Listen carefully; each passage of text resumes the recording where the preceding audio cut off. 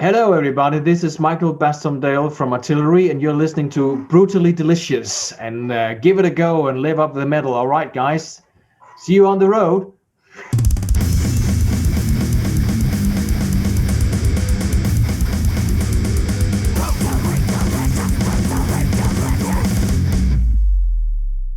I'm a bit biased here, but I'm very happy with the outcome of the album. I mean, you never really know. I mean, we try to make the whole process of writing and recording as natural as possible. I mean, I think I've said it before, but during other interviews. But I'm a huge Motorhead fan, and I'm a fan of Motorhead for several reasons. And one of them is just simply that the way they recorded albums were just to go in there and then give whatever you have inside and then make it into an album. And I think that's an attitude that's been, embraced by us as well. That's my approach, at least. I mean, I don't know really how the other guys are doing it. Basically, I know what they're doing. The writing and all that stuff. But I try to be as natural about it as possible. And I think that might be a key to the answer to the second question. Because I mean that this is what I always wanted it to do. Right. And I think that even though these days that the albums is not really, it's not a monetary beneficial thing anymore. You don't earn that much from albums, but I think the whole aspect of creativity is something that you have to keep in mind if you are a band, especially an old band like Artillery. And so you have to keep on writing and keep on showing what you got inside and what you have on your mind.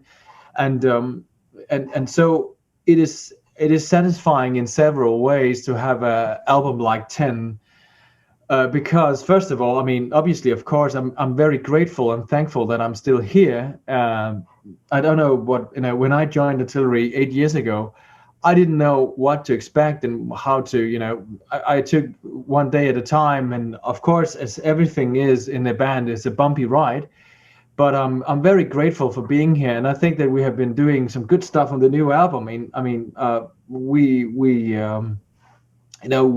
had our challenges this year and last year as well as everybody else. I mean, apart from the Corona thing, we had a few things that we had to you know to to climb over, Right. to make, so I think that the outcome, of course, of the album is also a product of that. So I'm very happy with it, and also because it's just simply a testimony of us being here still.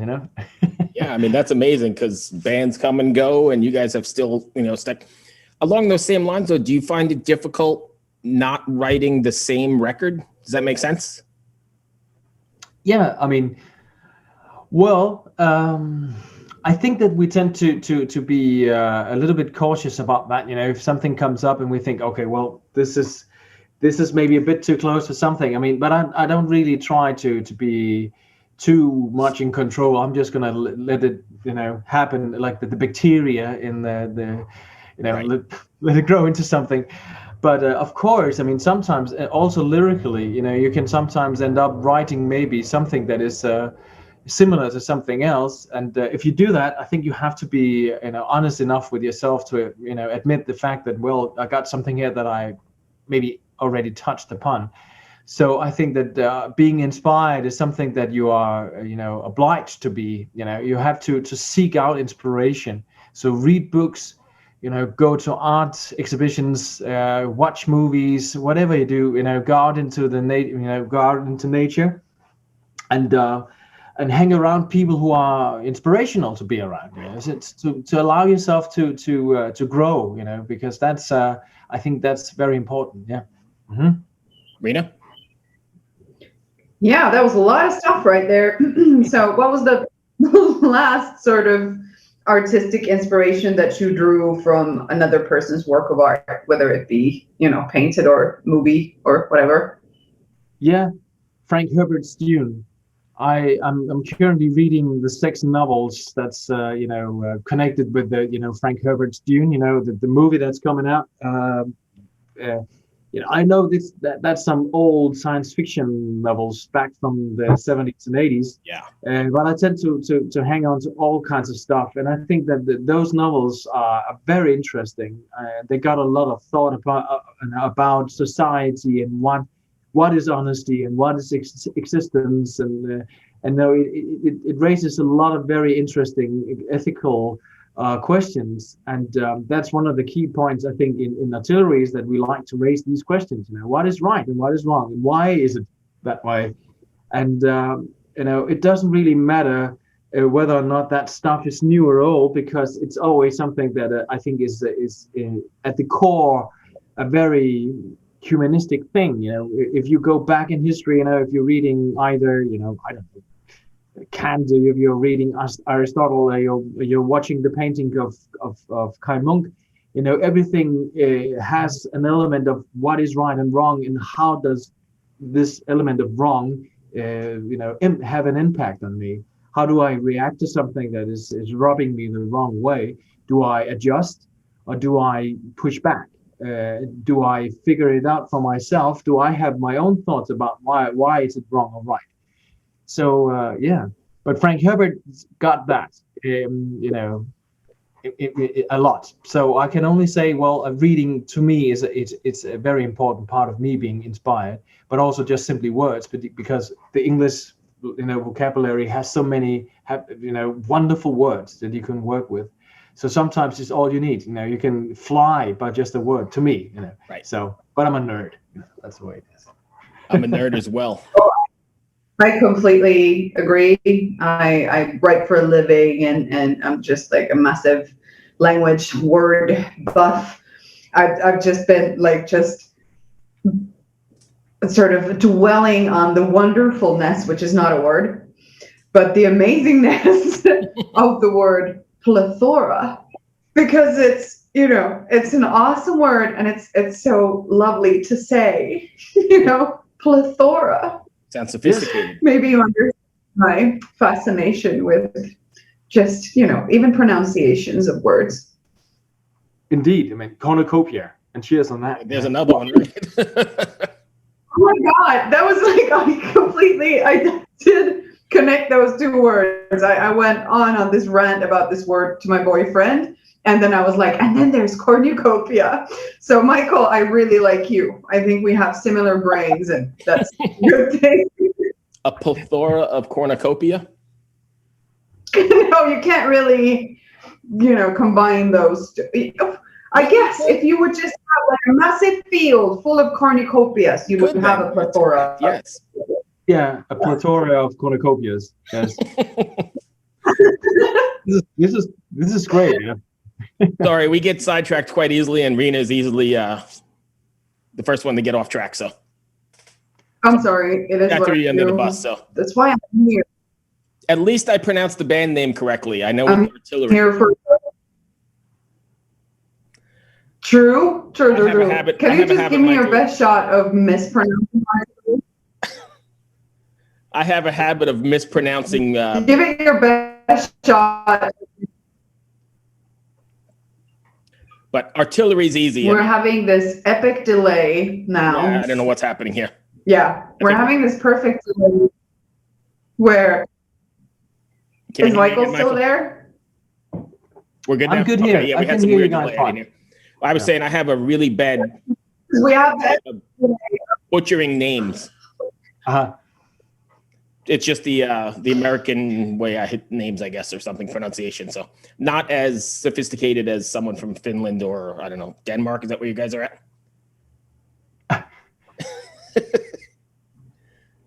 Anyway. Yeah, we have the school system, here in Finland, where we teach kids, actual history and not creationism, Wow. Anyway, he's bowing out of the picture really quick. Is there anything you want your fans to take away from after listening to an artillery record? Any message, any overtones, or songs just written for song's sake? Well, both, I think. When you are, if you're listening to something, it's entirely up to you, of course, what you want out of it.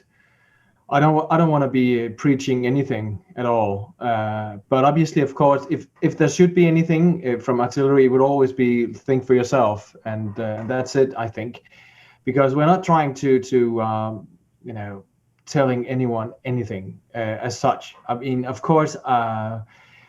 I think at the same time, of course, if you want to derive something from our lyrics or our music, that's great. You know, if you got something out of it, wonderful. But if you're just listening to it, I mean, then that's fine as well, because as long as music is giving you the kick that you need, if that's doing the right thing for you, you know, you're the one who is in control. And I think that we have to, you know, overall remember that. Also, if you're watching movies or you're, you know, on social media or anything, you know, you're the one who decides what you want out of it. You know, you're in control, and I think that that's the thing. But yeah, but I mean, both. I think, yeah.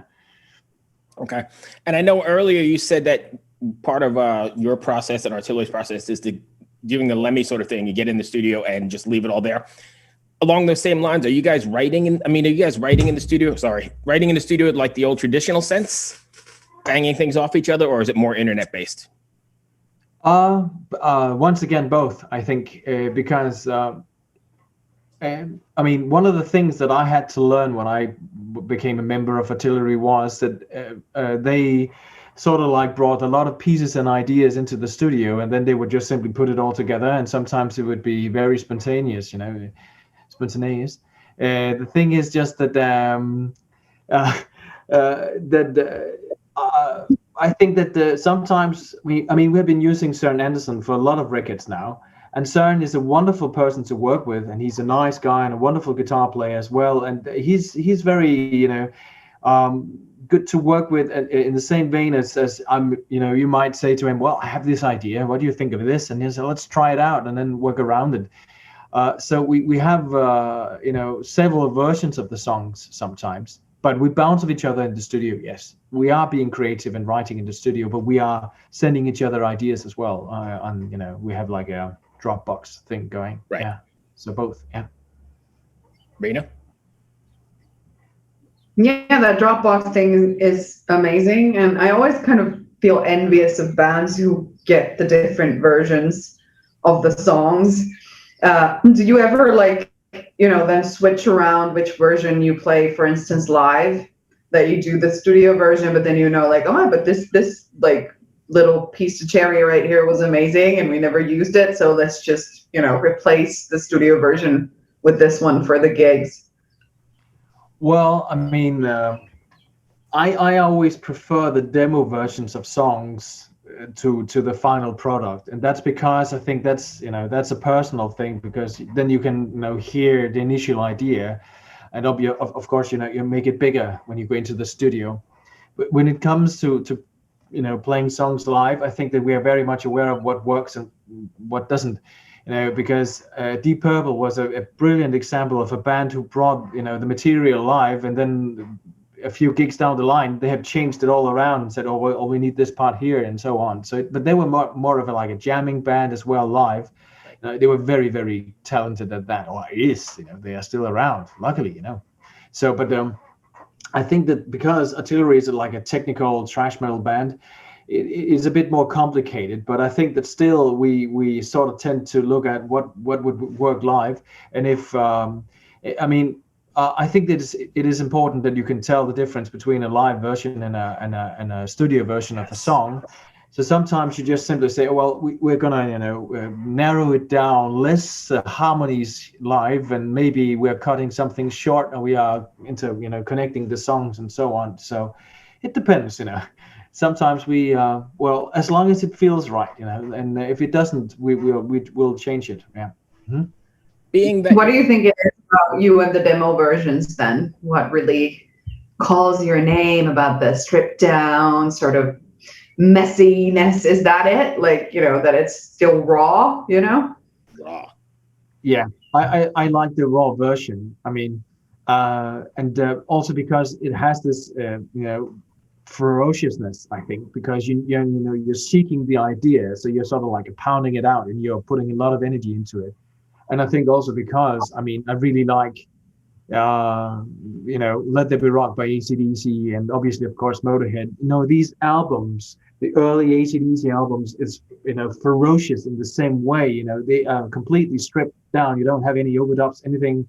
It's just a band hammering in a way in the studio, and I really like that. With all the sound from the amps and so on. But I'm very much aware of the fact that, of course, if you are making an album that's in the studio, you also have to make a product that is interesting to listen to. And to me personally, I like to have an album where you are putting on your headphones and you can discover all sorts of interesting audio things going on.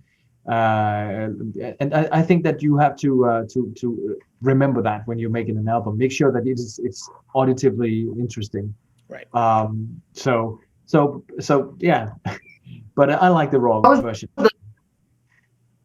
Yeah, I understand, and I tend to agree.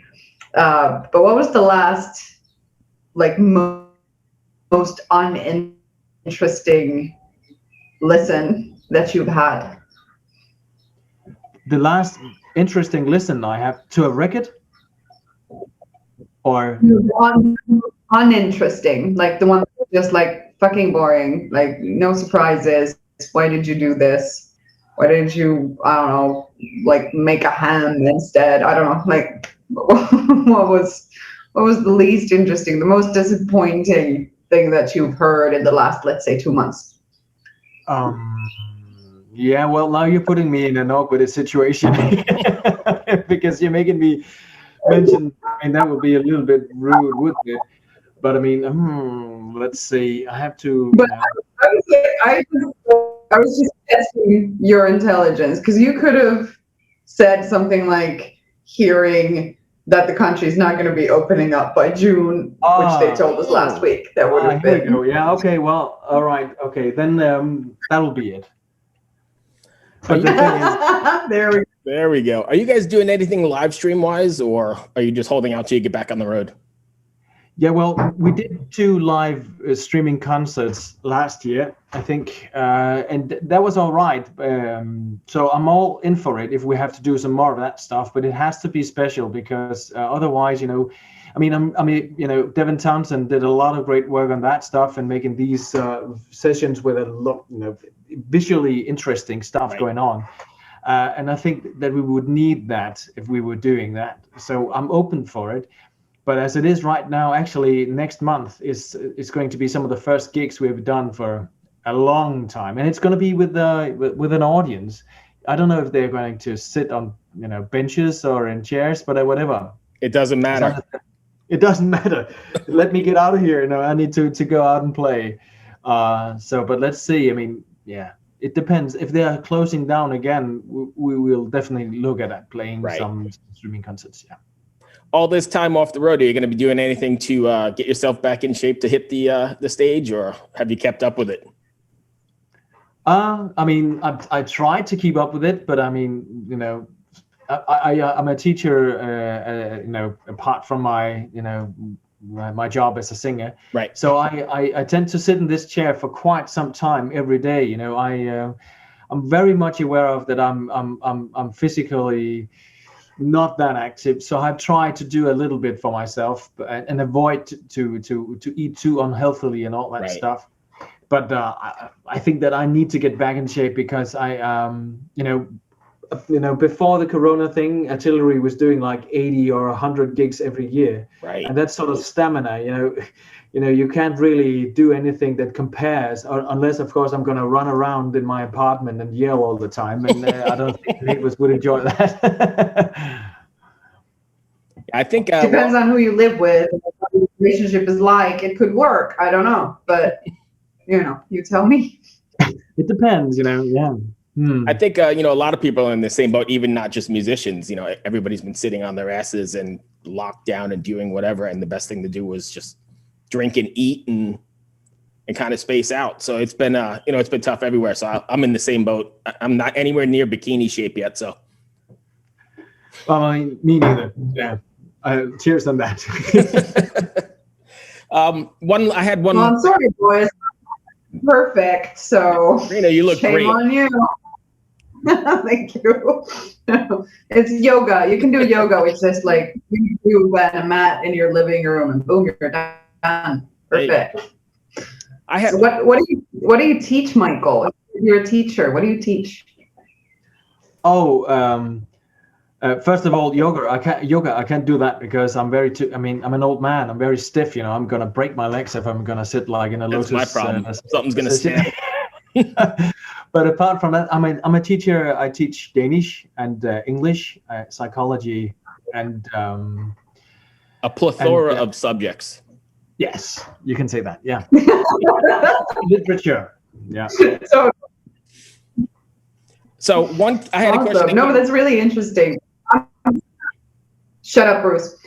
I'm going to go back to yoga for just a moment, Michael, because it's going to save your life, though. There's no such thing as like being too old and too stiff. You're not supposed to put yourself in a fucking knot in the first like try.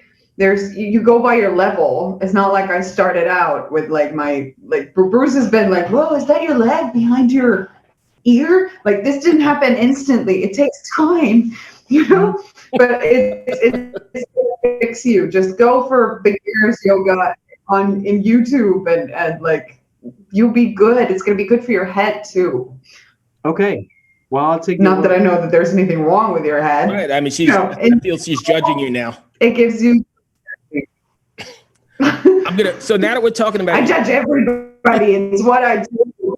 Now that we're talking about yoga, I'm going to give you a quick yoga story because I have one actually. So my wife works for the Y here, and one day I decided I was going to try and do yoga, and it's the big classes or whatever.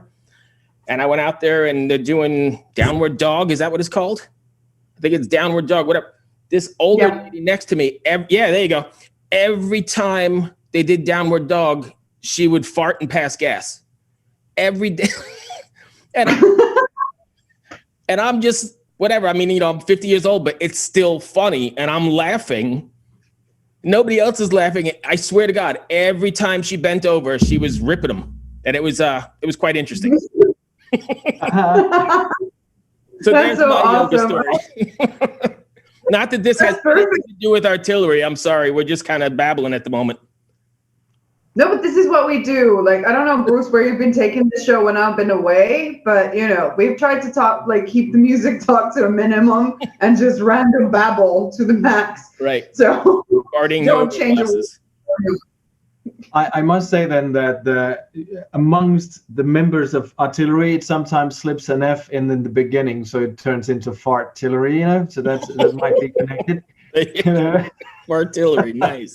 So, but apart from that, yes, well, yeah. All right. So make me laugh with finger in my mouth, okay? If Riina will allow me to ask my question that I've been trying to get to for the last 10 minutes. You guys are a very technical act. Do you find it difficult at times playing that sort of technicality live? Because I assume you're overlaying and overdubbing and all that kind of stuff as well.